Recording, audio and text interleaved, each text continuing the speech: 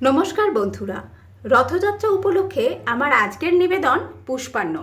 প্রভু জগন্নাথ দেবের উদ্দেশ্যে এই অন্নভোগ তৈরি করে আমরা তাকে নিবেদন করতে পারি। ভীষণই সহজ এবং ভীষণই সুস্বাদু এই রেসিপিটা আজ আমি আপনাদের সাথে শেয়ার করতে চলেছি। ভিডিও ভালো লাগলে লাইক, শেয়ার আর কমেন্ট করতে ভুলবেন না। আর এখনও যদি আমার চ্যানেলটি সাবস্ক্রাইব করে না থাকেন তো প্লিজ বন্ধুরা আমার চ্যানেলটি সাবস্ক্রাইব করে পাশে থাকা বেল আইকনটা প্রেস করে দেবেন, যাতে আগামী দিনের সমস্ত নতুন নতুন ভিডিওর নোটিফিকেশন সবার আগে আপনাদের কাছে পৌঁছে যায়। আসুন দেখে নেওয়া যাক আমার আজকের নিবেদন পুষ্পান্ন। পুষ্পান্ন বানাবার জন্য আমি এখানে 2 কাপ গোবিন্দভোগ চাল নিচ্ছি।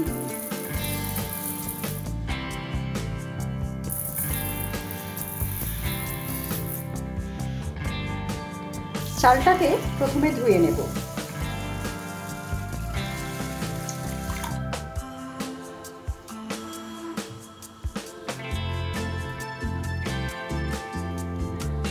চাল ভালোভাবে ধুয়ে নেওয়া হয়ে গেছে।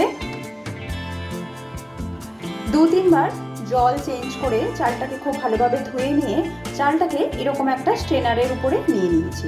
এবারে চালটাকে একটু স্প্রেড করে দেব, যাতে জলটা পুরোপুরি শুকিয়ে গিয়ে একটু ঝরঝরে হয়ে যায়।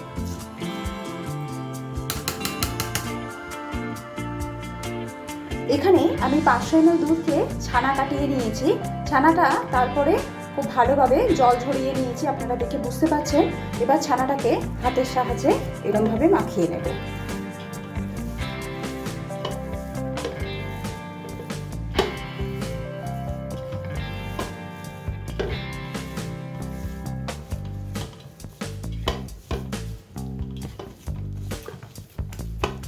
এইভাবে হাতের এই অংশটা দিয়ে ছানাটাকে খুব ভালোভাবে এরকমভাবে মাখিয়ে নেব।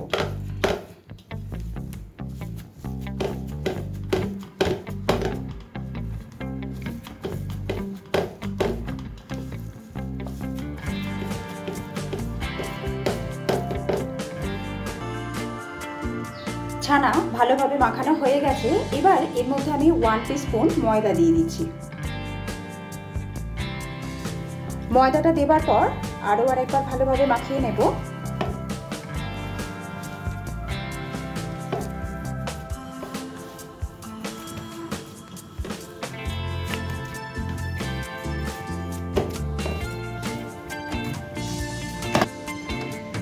ভালোভাবে ময়দার সাথে ছানাটা মাখানো হয়ে গেলে ছোট ছোট অংশ কেটে নিয়ে এরকমভাবে গোল পাকিয়ে নেব।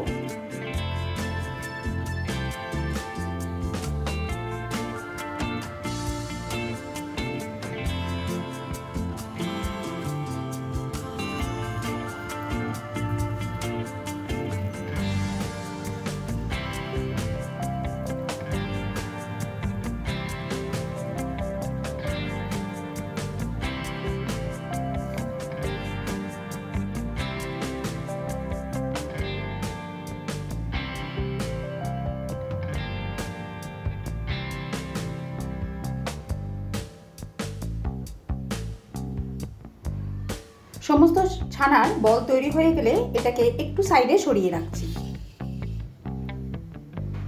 এদিকে চালটাও জল শুকনো হয়ে একদম ঝরঝরে হয়ে গেছে। এটাকে একটা পাত্রে নিয়ে নেব।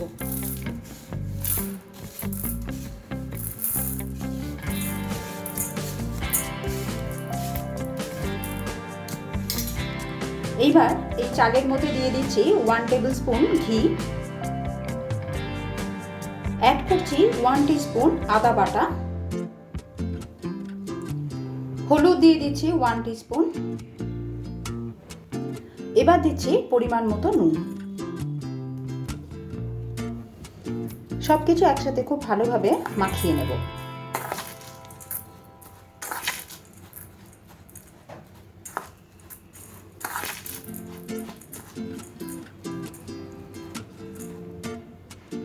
সমস্ত কিছু একসাথে মাখানো হয়ে গেছে।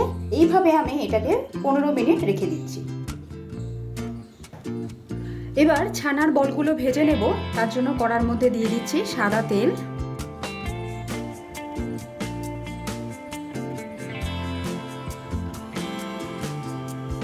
এই তেলের মধ্যে আমি 1 টিস্পুন ঘি অ্যাড করে দিচ্ছি।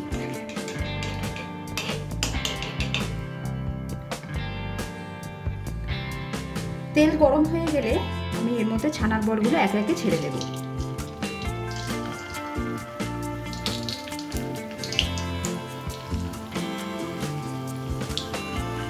অল্প অল্প করে বলগুলো দিয়ে ভাজবো, খুব বেশি একসাথে দিয়ে দেবো না।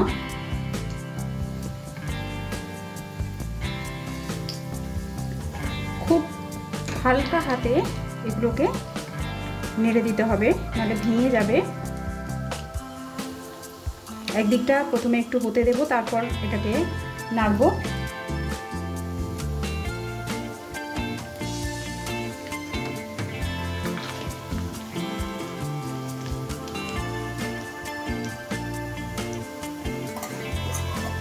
এরকম হালকা বাদামি কালার করে ভেজে নেব।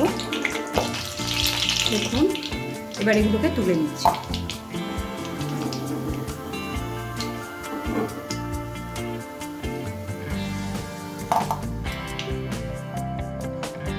এবার ওই তেলের মধ্যেই দিচ্ছি বেশ কিছু হাফ করে ভাঙা কাজু, দিয়ে দেবো কিছু আমন্ড। আমন্ডটাকে উষ্ণ গরম জলে 15 মিনিট ডুবিয়ে রেখে এর খোসাটাকে আমি ছাড়িয়ে নিয়েছি।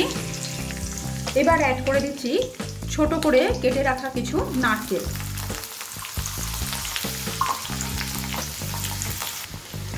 সমস্ত কিছু হালকা করে একটুখানি ভেজে নেব।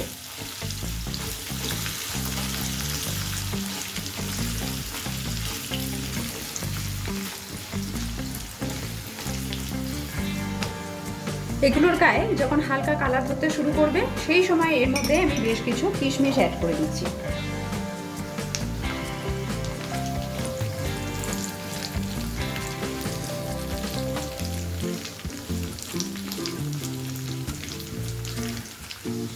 কিশমিশগুলো ফুলে উঠলে বুঝতে হবে যে ভাজা হয়ে গেছে। এবার আমি সমস্ত কিছু তুলে নেব।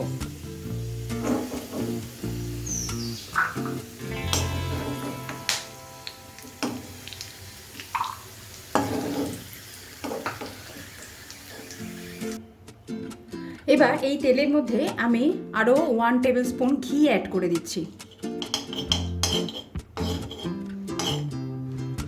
আমি সাদা তেল আর ঘি মিশিয়ে করলাম, তবে আপনারা চাইলে কিন্তু এটা শুধু ঘি দিয়েও করতে পারেন, তাতে আরও বেশি সুন্দর খেতে হয়। এবার এর মধ্যে ফোড়নের জন্য দিয়ে দিচ্ছি 4টে ছোট এলাচ, 2টো দারচিনি স্টিক, দিচ্ছি 5টা লবঙ্গ, 1টা গোটা শুকনো লঙ্কা, অ্যাড করে দিচ্ছি হাফ টিস্পুন ভাঙা ধনে, এটা আধ ভাঙা ধনে আছে। এবার অ্যাড করে দিচ্ছি 1 টিস্পুন গোটা জিরে, দিচ্ছি হিং। এখানে প্রায় হাফ টিস্পুনের একটু কম হিং আমি অ্যাড করে দিলাম। গোটা মশলাগুলো সামান্য সময় নিয়ে একটু ভেজে নেব। ফোড়ন ভেজে নেওয়া হয়ে গেলে এর মধ্যে আমি চালটা অ্যাড করে দেব।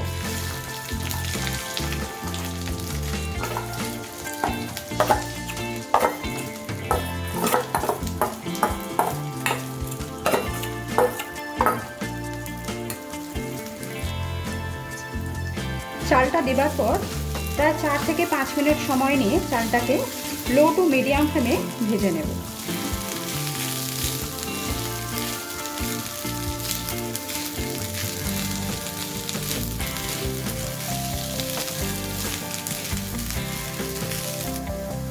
চাল ভেজে নেওয়া হয়ে গেলে এর মধ্যে আমি গরম জল অ্যাড করে দেব।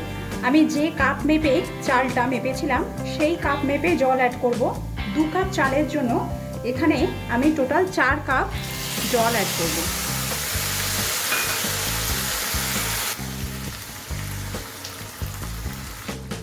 এখানে আমি টোটাল 3 কাপ জল দিলাম আর 1 কাপ দুধ ব্যবহার করব।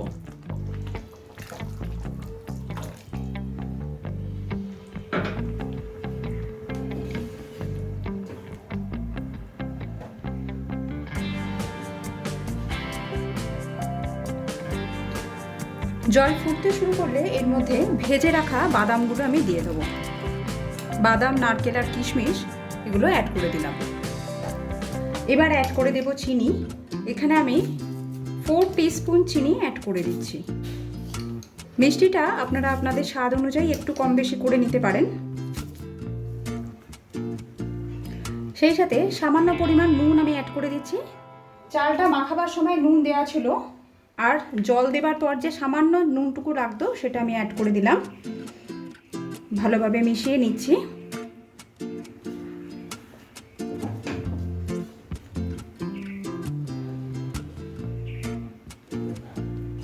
এবার গ্যাসের ফ্লেমটা একদম কম করে এটাকে চাপা দিয়ে দিলাম। 10 মিনিট হয়েছে, আমি একবার ঢাকনাটা খুলছি। দেখুন জল পুরোপুরি টেনে নিয়েছে, কিন্তু এখনো একটু জল জল ভাব রয়েছে। আলতো হাতে একবার নেড়ে দিলাম।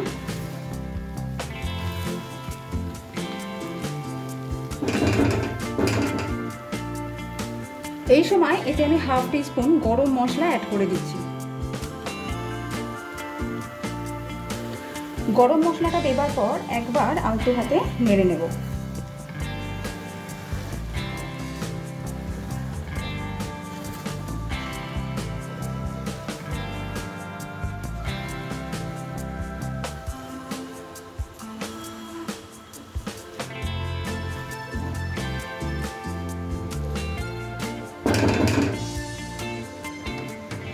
এবার এর মধ্যে ভেজে রাখা ছানার বলগুলো দিয়ে দেব।